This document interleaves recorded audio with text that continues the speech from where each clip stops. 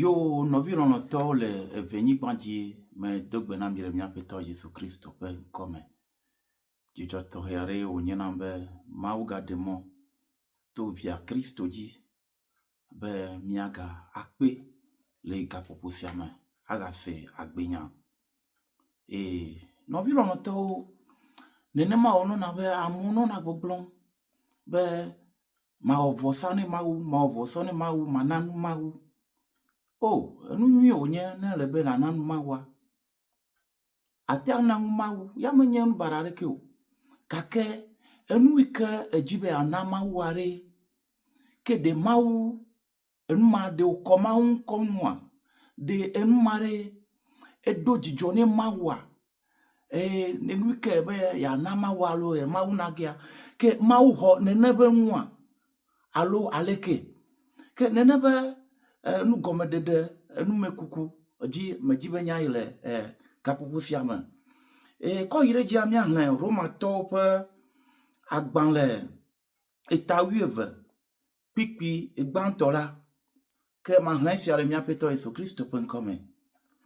Azɔ mehlɔ̃ nu mi nɔviwo to Mawu ƒe dɔmetɔtrɔ me bena miatsɔ miaƒe ŋutilãwo awɔ vɔsasa gbagbe si ŋuti kɔ, si dze Mawu ŋu, esi anye miaƒe Mawu subɔsubɔ gbɔgbɔmetɔ.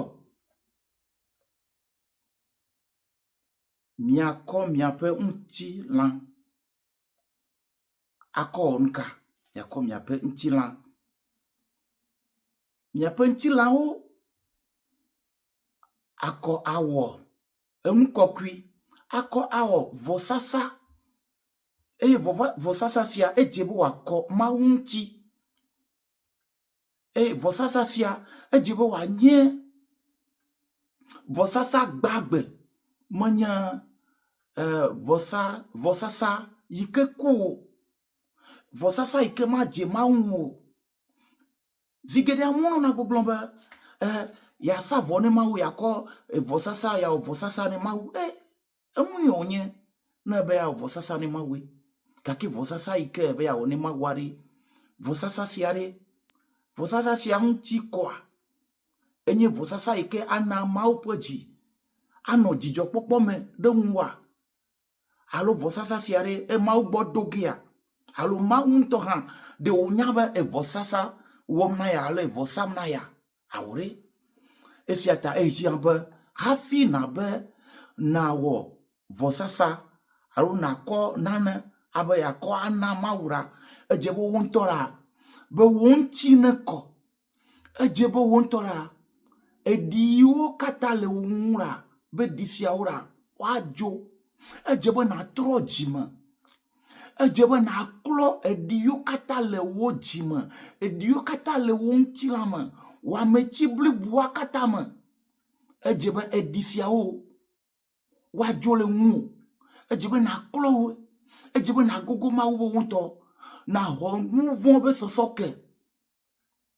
Atrɔ dzime, adze agbe yeye me le Kristo me, hafi nava va susu dzi alo susu ɖe tamesusu aɖe ava va asiwò be nadzi be yasa vɔ alo yawɔ vɔsasa ɖe na Mawu. Magayi ɖe dzi ke azɔ mehlɔ̃ nu mi nɔviwo to Mawu ƒe dɔmetɔtrɔ me bena miatsɔ miaƒe ŋutilãwo awɔ vɔsasa gbagbe si ŋuti kɔ. Medzi matɔ te ɖe si ŋuti kɔ ya ŋu. Hafi ne miawɔ vɔsa ɖe ne Mawu ɖa, edze be vɔsasa sia ɖa be eŋuti nekɔ. Ŋutikɔkɔe ƒe vɔsa ye doa dzidzɔ ne Mawu. Ŋutikɔkɔ ƒe vɔsa ye Mawu xɔna he hafi miawɔ esia ɖa. Edze be wo ŋutɔ, wo ŋutilã ŋu nakɔ. Edze be wo ŋutɔ nakɔ be eɖi aɖeke manɔ wo me o, eɖi aɖeke manɔ wo agbe me o, eɖi aɖeke manɔ wo dzi me o, hafi na be yawɔ vɔsa ne Mawu. Míagayi ɖe Psalmo ƒe agbalẽ woman eye miahlẽ le psalmo eta blaton vɔ ɖeke kpikpi asiekera tsɔ akutsa klɔ nye nu vɔ̃ ɖa ne ŋutinye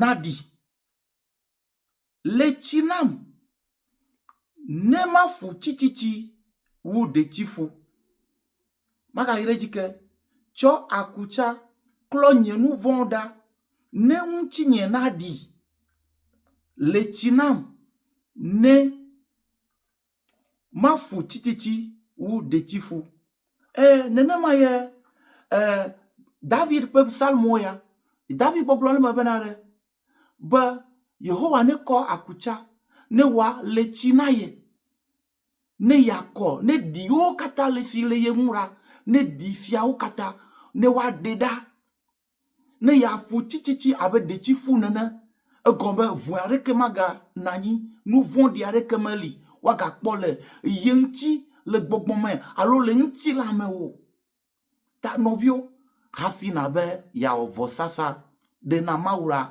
edze be wo ŋutɔ wo ŋuti ne kɔ bo wo ŋuti la nenye vɔsasa gbagbe ne Mawu be wo ŋutɔ natrɔ dzime na dzidzɔ vɔnɔnɔ nu vɔ̃ɖiwo ƒe agbe na dzidzɔ ahafiwɔwɔ ƒe agbe na dzidzɔ gbolonyinyi ƒe agbe le nusume le nyɔnume na dzidzɔ ekelele kple vɔ̃dzinamenɔvi ƒe agbe na dzidzɔ esiawo katã eye wo ŋutɔ naklɔ eɖi siwo katã le ŋu ɖa na bia Yehowa Mawu ŋusẽ katã tɔ be ne wòale tsi na ye wòakɔ akutsa aklɔ ɖiwo katã le ŋu ne yakɔ hafi ne yava nɔ vɔsasa alo nava nɔ